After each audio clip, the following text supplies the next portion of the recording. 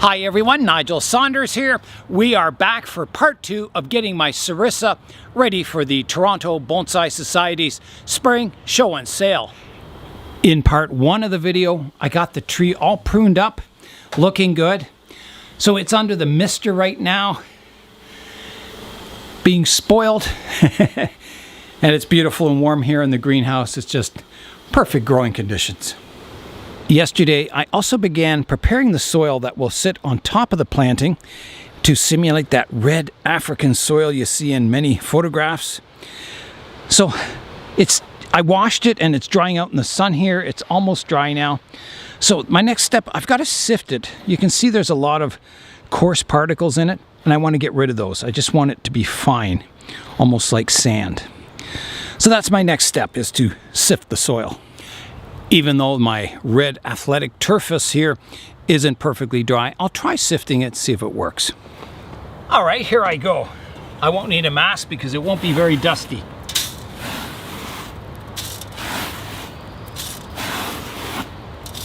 All right, let's see if it sifts out. So I want to sift it in here. All the fines, keep those.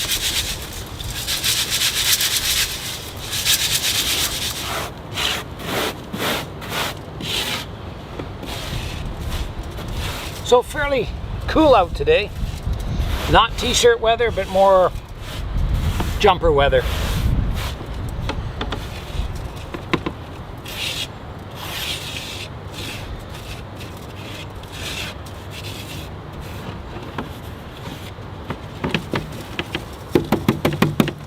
Okay, sift the last bit.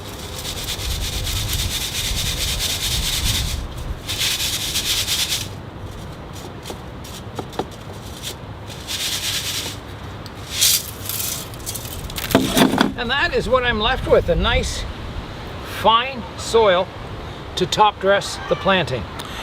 Here's a look at my soils then. So here's the coarse kind of rocks I can use. And then over here is my fine soil, more like sand. Now I do have that sand that I bought from the arts and crafts store, so I'll try mixing that with some of this and see what color it comes out. I'll put the fine soil in one of these yogurt containers.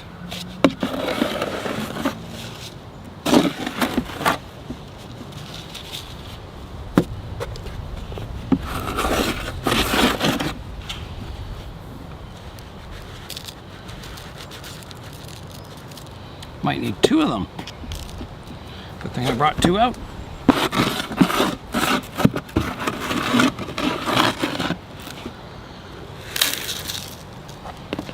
I have lots of African trees, so I'll definitely top dress some more plants, African plants, with this reddish soil. I think it'll look pretty cool.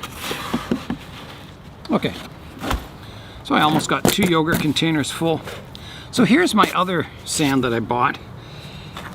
It's very similar in color, but it's a little more brownish colored. So I'm going to open that up. It's got a foil seal.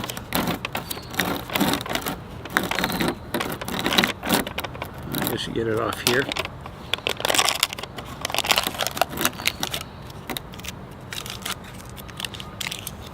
So it's kind of shiny like sand. I'll show you a close-up of it, comparing the 2 colors here. Here's the 2 different materials. Here's the colored sand, and then the turfus fines. So this is wet still, but when it dries, we'll see what color it is. So I think they're both a nice color, so maybe a mixture of the 2 will be perfect. I'll pour some of the damp turfus, the fines, into a lid so it dries out, and then I can see the true color of it when it's dry. So I'll just put a sprinkling out here like that. The misting fan in the greenhouse is working fantastic. I just rotate it around every now and then. It keeps the humidity really high in there. When you walk in, it's just like super humid. It's like the tropics. And I think the plants will really like that. The mist kind of keeps them cool and humid and hydrated. So yeah, it's working really, really well. So when that battery runs out, I'll refill the bucket and put the new battery in and get it going again for the afternoon. It looks like my battery has run out on the fan mister here. You can see how much water is left in the bottom. So this is a 1.5 amp hour battery that's in it. That's what comes with it. The one I bought is a 2 amp hour, which is a little more. So I have to be careful that it could drain the bucket totally and then the fan or the pump would be running dry, which I wouldn't want to do. So I'll have to be very careful if I put the 2 amp hour battery in it that I'm here at home so I can fill the bucket up if it's getting low. So I'll get it changed over. I've got the old battery out, so I'll put the new one in, and I won't turn it on yet because I've got to refill the bucket. So that just snaps in. That's done. So I'll take the top off like that. Set it down here. And then I can fill the bucket back up. And I can't do it with one hand, but the bucket has been refilled. The new battery is in. So it's back to misting in the greenhouse, keeping it humid and tropical. My reddish colored turfus is dried in the sun, so you can see the color of it. Let's just compare it. I'll just pour some out here. Here's the sand. So you can see this one is actually looking a little more reddish now, or kind of a reddish brown. This one's looking more of a gray color. So I think mixing the two will be just perfect. So I'll try that out. I'll mix it up in my big bin here. So I'm going to add maybe about half this size. So, you know, a bit in here like that. Then I'll mix some of this in. And then I'll mix it up. I'll just mix it together. Well, it's a nice color so far.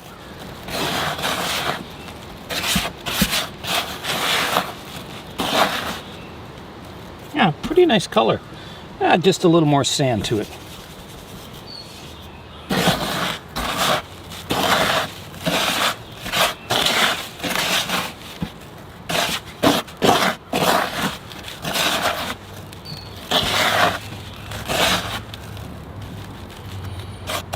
I'll just add my one that was drying in the sun to it, and my other lid full here.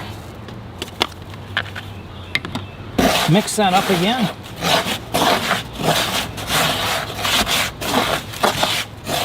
And then I'll put a lid full out in the sun to dry, and we'll see what color it comes out.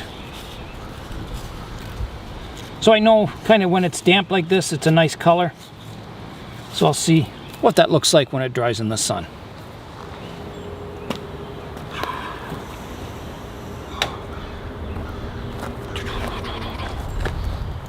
All right, here I go. I got my root rake. I'll start with that. And I'll just...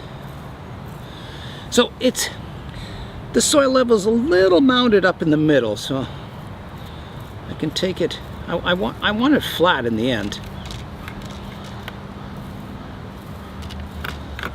I can see lots of little fine roots reaching out to the edge of the pot. So the root system has definitely been growing since it was last repotted.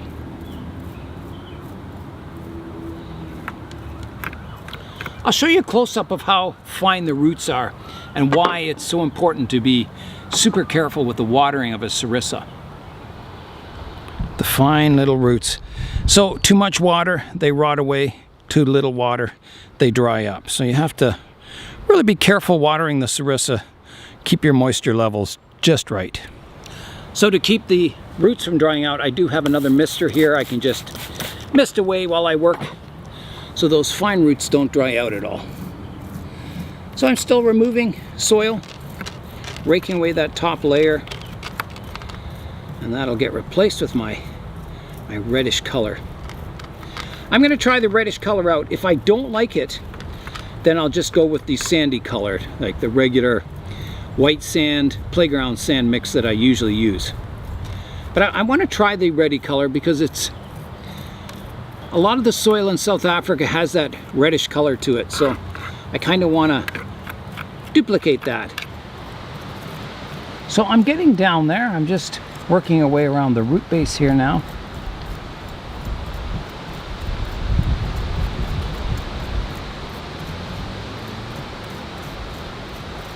You'll notice that the perlite, when it's on the surface of the soil and you water it a lot, it turns green.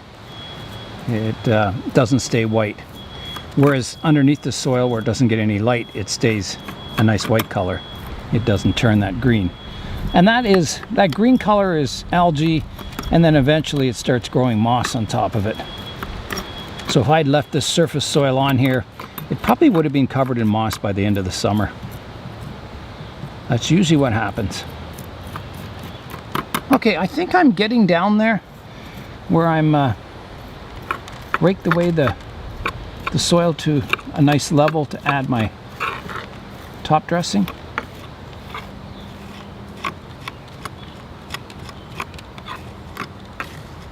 Yeah, the roots are definitely stretching out to the edges of the pot all over.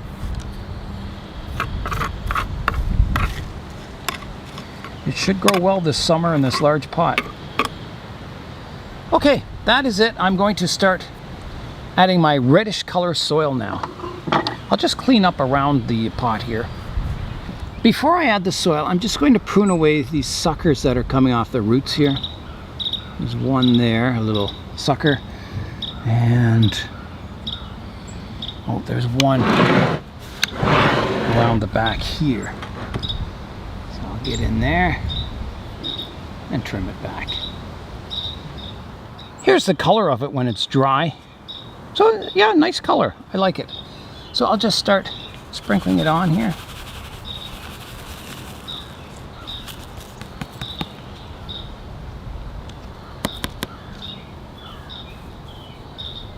And when I water it, you know, it'll level it all. It'll go into all the cracks and crannies. All right, I've got a spoon.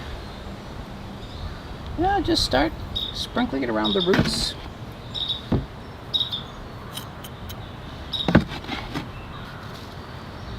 Top dressing the soil here.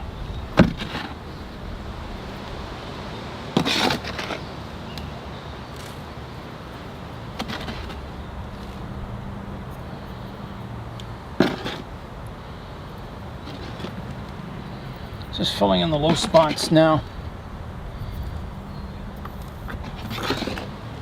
And I think that's getting pretty close to being the right soil level. So I'm going to water it to settle all the sand in and settle it down and level it. All right, here I go with the watering. So I got to water it quite a bit to settle all the sand in. Get it to flow around.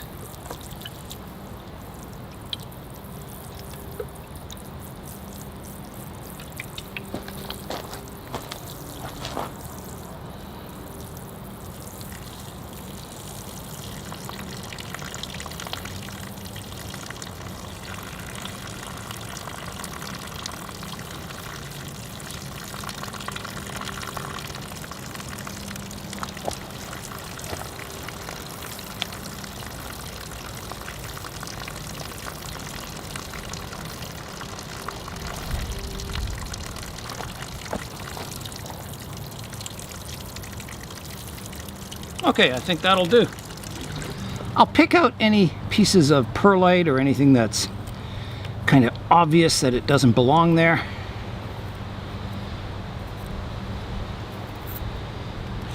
I've got the top surface layer all uniform. I picked out all the perlite and anything that doesn't look good. So I'm going to put it on a stand now, and then I'll evaluate whether I like the red soil or not. And I'll try both stands out, maybe even all three, and just see how it looks, see how it's looking. Let's fly in now and have a look at the tree with the reddish soil.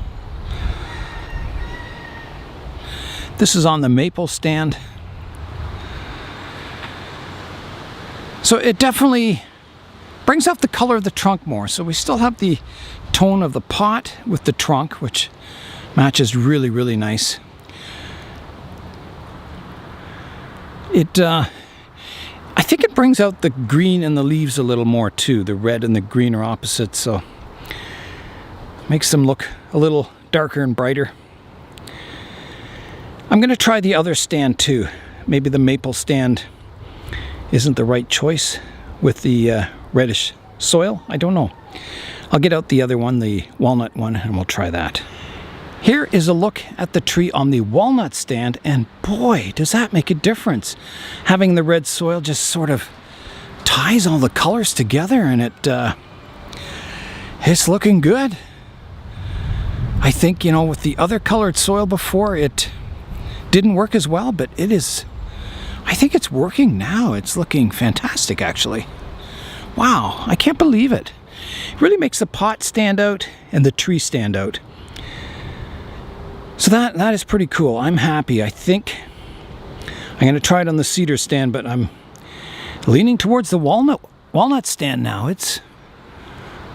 Wow, I can't believe it. It looks really, really good. Here is a look at the tree on the cedar stand now.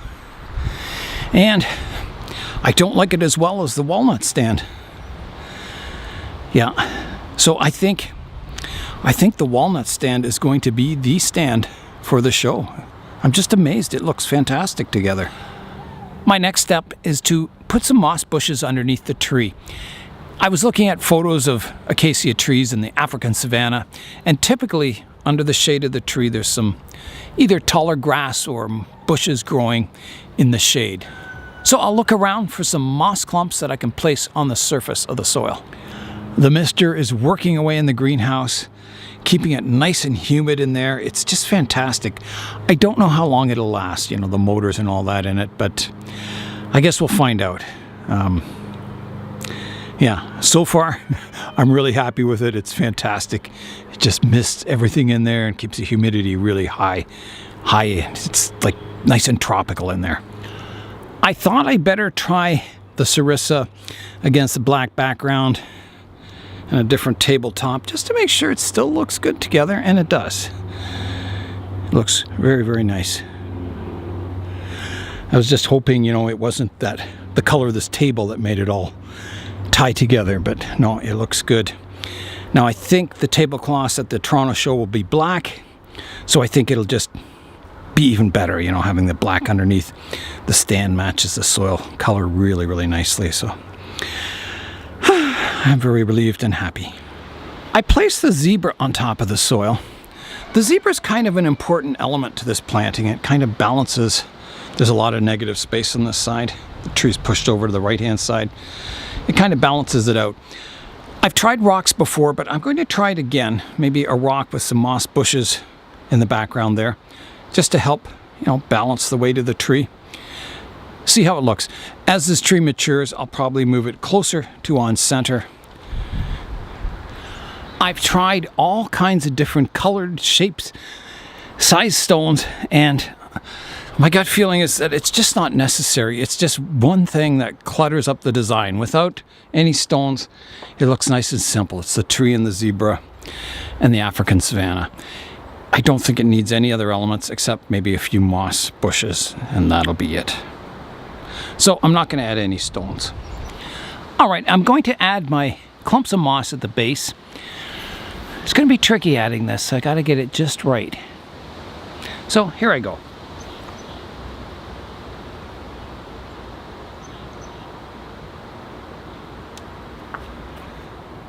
Too close to the zebra. That's better. Yeah, I like that clump there. I need a few more small clumps, and you know, I don't want to overdo it, but just a few more in the background, and I think that'll be it. So this clump kind of looks like grasses. It's got those moss spores sticking up. So I don't know where to put that. I wonder if I should reverse those. So the smaller clumps on the outside. This one's more like here.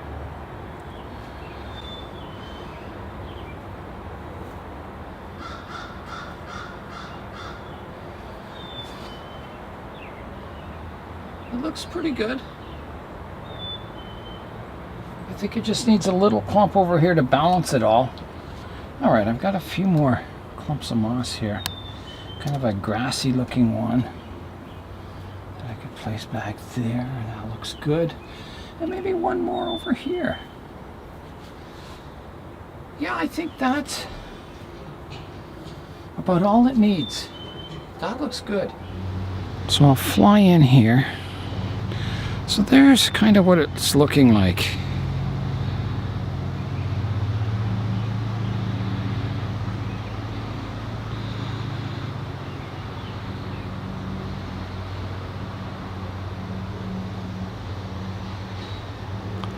So next, I've got to find an accent plant for it and a little stand to put it on. I think for an accent plant, something like this looks the best. So it's just the jades that I got from Matt. He gave them to me. They're nice little plants.